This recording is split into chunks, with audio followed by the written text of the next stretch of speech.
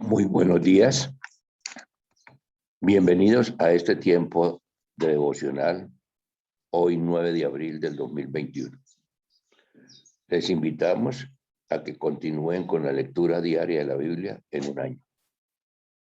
Hoy corresponde leer Hechos capítulo 1, Deuteronomio capítulos 11 y 12 y Job capítulo 9.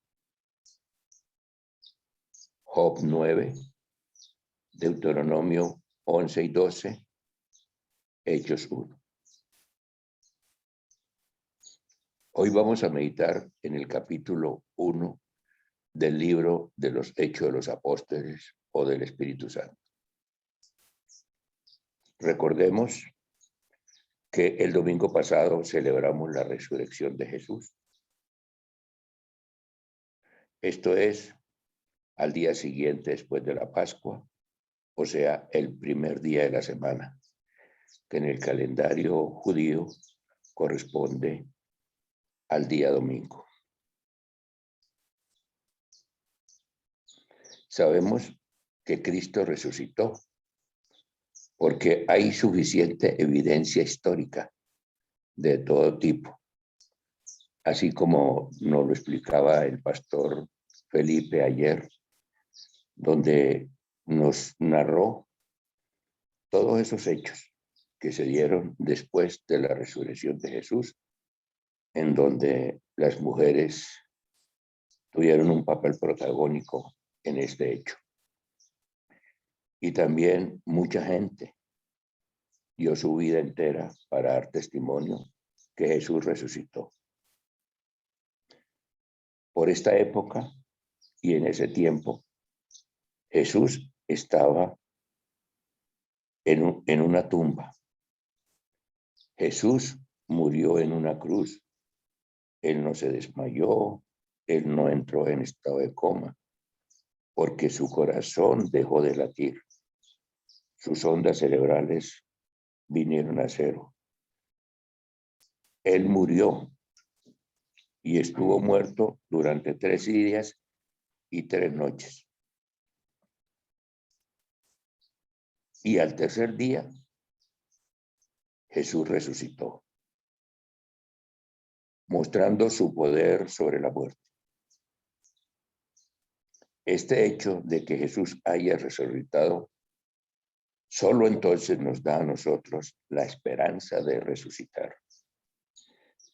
Y una de las esperanzas grandes que nosotros tenemos es que nuestros seres queridos que han partido y ahora están con el Señor, resucitarán. Y cuando a nosotros nos toca el momento de morir, resucitaremos, porque Él resucitó venciendo la muerte. Y porque Él resucitó, vivimos con esa esperanza. Cristo ha resucitado. Vamos a ver ahora y entender el tiempo en que Él resucitó y el momento en que Él ascendió o subió a los cielos. Esto nos lo narra Hechos 1, del 1 al 11, que dice así.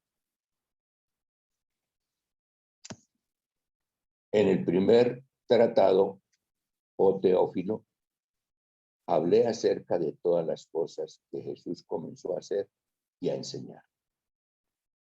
Este primer tratado se refiere a los evangelios del apóstol Lucas, porque el libro de los Hechos fue escrito por el apóstol Lucas. Entonces, estas palabras se las dirigía a Teófilo, que más adelante vamos a ver la importancia de ese nombre de Teófilo. Hasta el día en que fue recibido arriba, después de haber dado mandamiento por el Espíritu Santo a los apóstoles que había escogido, a quienes también después de haber padecido, se presentó vivo, con muchas pruebas indubitables, apareciéndoseles durante 40 días y hablándoles acerca del reino de Dios. Y estando juntos, les mandó que no se fueran de Jerusalén, sino que esperasen la promesa del Padre, la cual les dijo, oíste de mí. Porque Juan ciertamente bautizó con agua, mas vosotros seréis bautizados con el Espíritu Santo dentro de no muchos días. Entonces a los que se habían reunido les preguntaron, diciendo, Señor, ¿restaurarás el reino a Israel en este tiempo? Recordemos que el reino de Israel en ese tiempo estaba bajo el imperio romano. Y él les dijo, no os toca a vosotros saber los tiempos o las sazones que el Padre puso en su sola potestad. Pero recibiréis poder cuando haya venido sobre vosotros el Espíritu Santo y me seréis testigos en Jerusalén, en toda Judea, en Samaria y hasta lo último de la tierra. Y habiendo dicho estas cosas, viéndolos ellos, fue alzado y le recibió una nube que le cubrió, que lo ocultó de sus ojos. Y estando ellos con los ojos puestos en el cielo, entre tanto que él se iba, he aquí se pusieron junto a ellos dos varones con vestiduras blancas, los cuales también les dijeron, varones galileos, ¿por qué estáis mirando al cielo? Este mismo Jesús que ha sido tomado de vosotros al cielo, así vendrá como les habéis visto ir al cielo. Entonces, como vemos, en este pasaje, Jesús resucita y se le apareció a sus discípulos durante 40 días. Y en el versículo 3 dice que durante 40 días hablándoles acerca del reino de Dios. Porque Cristo ha resucitado, el reino de Dios se hace posible. Y tenemos la posibilidad de vivir el reino de Dios. El reino de Dios es más que ir a una iglesia o a la casa de oración o leer la Biblia. Resumiendo, la Biblia en un tema es la de un rey y su reino. Pero ¿en qué consiste en la práctica del reino de Dios?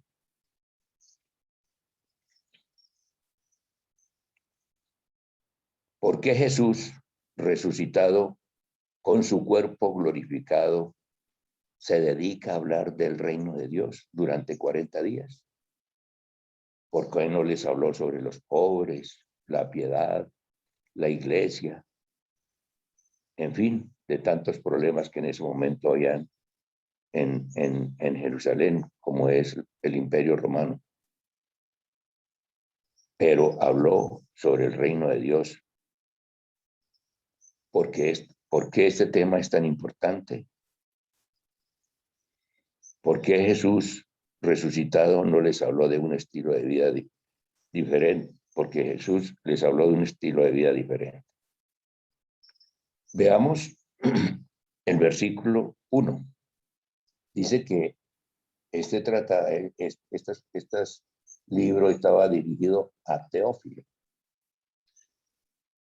Si vemos llamémoslo así, el desglobe de Teófilo, dice que Teo viene de Dios y Filos viene de filial o de amigo. Es decir, que este tratado estaba dirigido al amigo de Dios. Y hoy parece que coincidencia que este tratado va dirigido a aquellos que se acercan a Dios en amistad. O sea, si nosotros estamos buscando a Dios en amistad, somos como esos teófilos que nos habla este libro de los Hechos. El reino de Dios nos es revelado a nosotros a través de los apóstoles, que fueron los testigos oculares desde que Cristo fue bautizado por Juan el Bautista hasta que fue resucitado. Por eso Pablo defendía tanto su apostolado, porque no formó parte de los 12, sino que Cristo tuvo que aparecérsele a él de manera específica. Pablo escribió en 1 Corintios 15, en 1 Corintios 15 del 1 a 8 dice: además, os declaro, hermanos, el evangelio que os he predicado, el cual también recibisteis, en el cual también perseveráis, por el cual asimismo, si retenéis la palabra que os he predicado, sois salvos, si no creísteis en vano. Porque primeramente os he enseñado lo que asimismo recibí, que Cristo murió por nuestros pecados conforme a las Escrituras, y que fue sepultado y que resucitó al tercer día conforme a las Escrituras, y que apareció a Cefas y después a los 12. Después apareció a más de 500 hermanos a la vez, de los cuales muchos duermen aún y otro ya duerme. Como vemos, después apareció Jacobo, después a todos los apóstoles, y al último de todos, como un abortivo, me apareció a mí. Como vemos, estas son pruebas, como dice la palabra, indubitables. Esto es, que no se puede dudar, porque están en el libro, en los libros de la Biblia.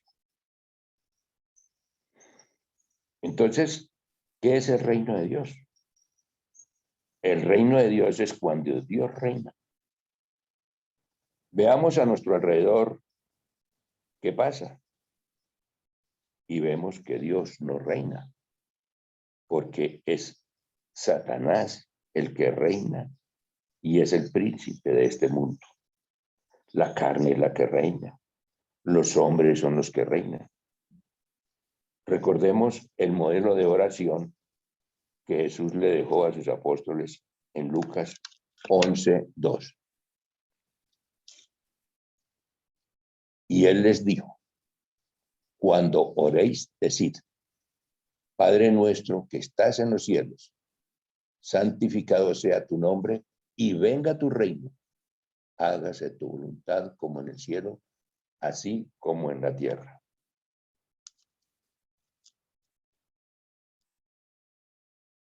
¿Sabe cómo viene el reino? Haciendo su voluntad, como en el cielo, así también como en la tierra. El tema principal de las Escrituras es que Dios es el que reina. Pregunta que nos debemos hacer es: tú y yo, ¿estamos bajo el reino de Dios? ¿Estamos viviendo reinados por Dios? Él dice y yo obedezco. Porque yo le pido a Dios que me proteja en el camino. Oro cada vez que salgo. Pero esto puede ser una mera religión o una religiosidad sin estar en el reino de Dios. El reino de Dios es un estilo de vida, un cambio radical. Ahora entendemos Mateo 6:33, que nos dice: mas buscad primeramente el reino de Dios y su justicia, y todas esas cosas os serán añadidas. Aquí vemos que el reino de Dios es más que ir a la iglesia. o estudiar las Escrituras. Que Dios gobierne mi vida es prioridad. Si nos hemos sometido al reinado de Dios, ¿qué tanto pensamos en el avance de su reino? De Dios. Es decir, que más personas conozcan, entren al reino de Dios.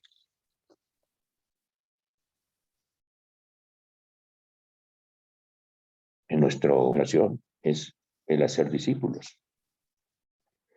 ¿Qué tanto mis recursos están enfocados en esto? ¿Cómo vemos el éxito de nuestras empresas?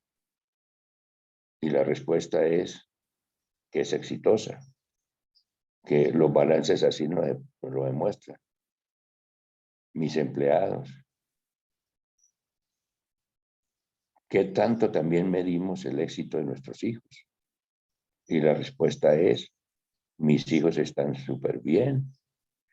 Incluso hasta narramos hechos como es decir, mi hija tiene un novio que le ha dado carro, celular, y este hombre es un hombre que lo quiere mucho, pero le preguntamos, ¿y ama al Señor? No, pero es muy especial. Así medimos el éxito en la vida. ¿Y cómo mides el éxito de tus hijos? Decimos muy bien. Mi hijo está estudiando, está haciendo una especialización, está en una de las mejores empresas, habla 3 idiomas. ¿Y del reino de Dios qué? No quiere nada. Así medimos el éxito. No tenemos el reino de Dios como prioridad.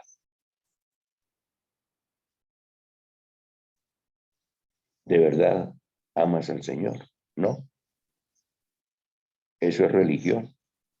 La vida real es otra.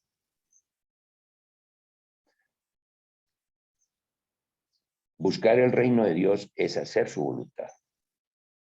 Esto es lo más importante. Las iglesias están llenas, pero el reino de Dios no se llena. O que poca gente se somete al reino de Dios, como lo dice Lucas 4:43. Pero él les dijo, es necesario que también a otras ciudades anuncie el evangelio del reino de Dios, porque para esto he sido enviado.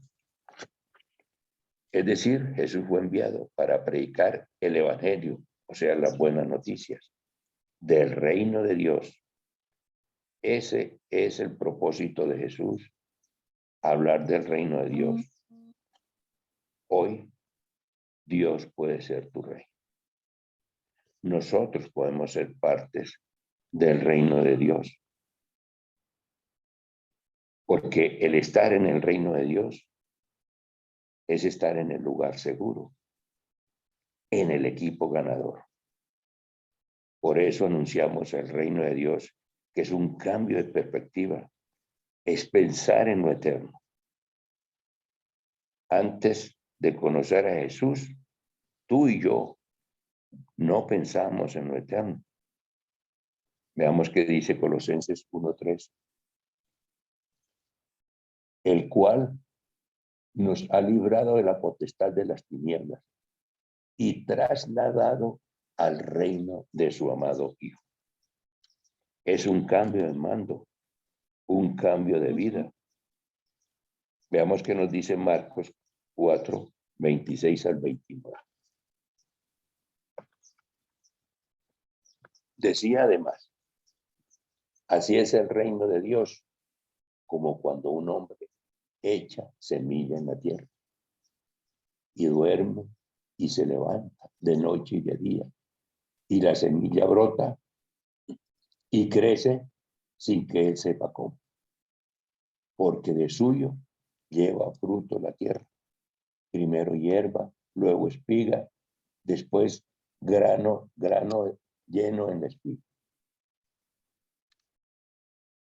Y cuando el fruto está maduro, enseguida se mete la hoz, porque la siega ha llegado.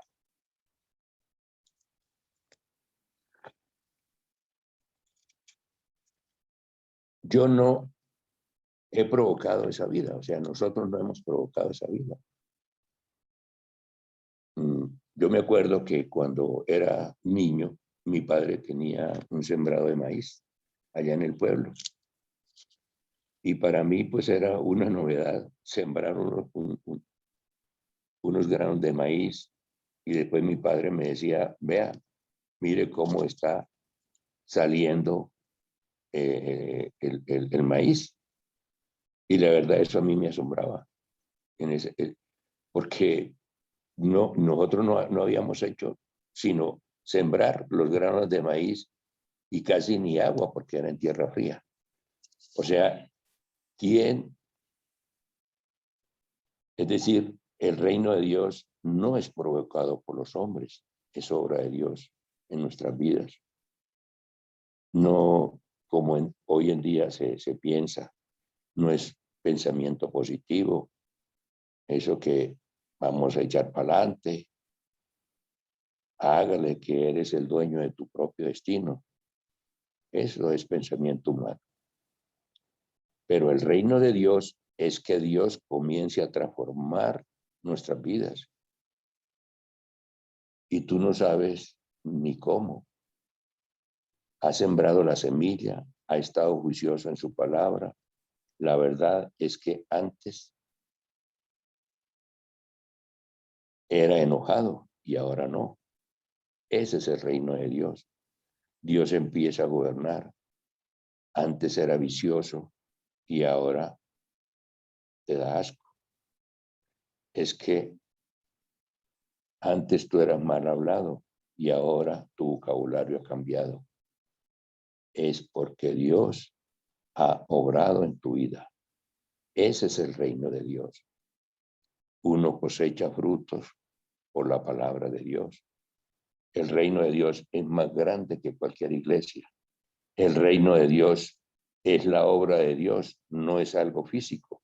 No se trata de un edificio, como lo dice Romanos 14, 17. Porque el reino de Dios no es comida ni bebida, sino justicia, paz y gozo en el Espíritu Santo. Es cuando Dios toca nuestras vidas y empieza a obrar. La pregunta es, ¿estamos sometidos al reino de Dios? Jesús resucita y se dedica a hablar del reino de Dios. El reino de Dios tiene un valor radical. Es tan valioso que es eterno. Es tan valioso que deberíamos darlo todo por el reino de Dios, como lo dice Marcos 9, de 47 a 50. Y si tu ojo te fuera ocasión de caer, sácalo. Mejor te es entrar en el reino de Dios con un ojo que teniendo dos ojos y ser echado en tierra, donde el gusano de ellos no muere y el fuego nunca se apaga, porque todos serán salados con fuego y todo sacrificio será salado con sal. Buena es la sal, mas si la sal se hace insípida, ¿con qué la sazonarás? Tened sal en vosotros mismos y tened paz los unos con los otros. El reino de Dios es tan importante, como lo dice Marcos, que si algo te estorba para someterte al reino de Dios, córtalo. Si una relación adúltera te estorba para entrar al reino de Dios, sácala, córtala. Si ese pecado de fornicación es un estorbo para someterte al reino de Dios, córtalo. Si esa vida de soberbia, en el cual tú crees que tienes todas las respuestas y no quieres humillarte delante de Dios, córtalo, sácalo, porque el reino de Dios es el más importante. Por eso el reino de Dios fue el tema de Cristo resucitado. El reino de Dios es el lugar donde está, no es un lugar físico, y algunos van a ser excluidos. Así digamos que somos hijos de Dios, porque no nos sometemos. Por eso es tan importante lo que nos dice Lucas 13:28.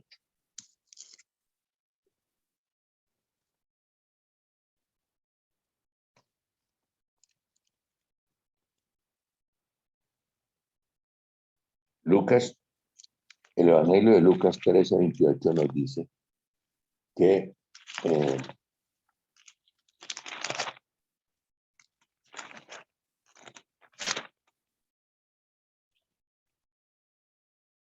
y allí estará el llanto y el crujir de dientes cuando veáis a Abraham, a Isaac, a Jacob y a todos los profetas en el reino de Dios, y vosotros estéis excluidos. Esto es lo que debería darnos pesar. Qué cosa más horrible el estar excluido del reino de Dios. Entonces, ¿qué debo hacer para entrar en el reino de Dios? Cristo resucitado nos da la entrada al reino de Dios. Es confiar en Cristo como nuestro Salvador. Es pedir perdón por nuestros pecados. Es recibirlo en nuestra vida. Entonces, ser parte del gobierno de Dios es hacer el reino de Dios nuestra prioridad. El reino de Dios prima. Por eso debemos recibirlo como un niño, como lo dice Marcos 10:15. De cierto os digo que el que no reciba el reino de Dios como un niño, no entrará en él. El reino de Dios debemos recibirlo con sencillez, como un niño.